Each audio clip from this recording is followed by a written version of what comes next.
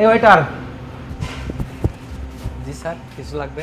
জি, আমার জন্য একটা চিকেন ফ্রাই নিয়ে আসবে আর একটা রাইস নিয়ে আসবে। ঠিক আছে স্যার। আর কিছু? না, লাগবে না। Cold drink sir?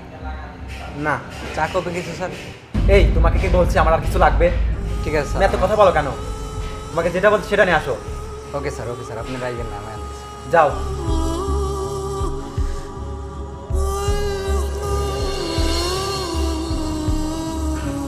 5 মিনিট হয়ে যাচ্ছে, এখন এই ওয়েটারের কোনো খোঁজ নেই।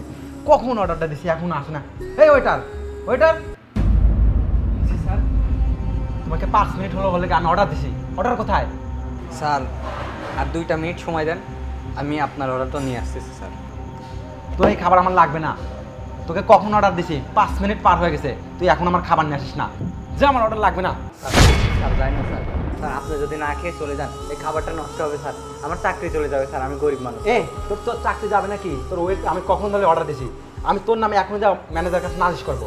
তোকে অর্ডার দিছি কখন, আর তুই এখন লেট করতেছিস। না স্যার, স্যার আপনি ম্যানেজারের কাছে কিছু বললেন না স্যার।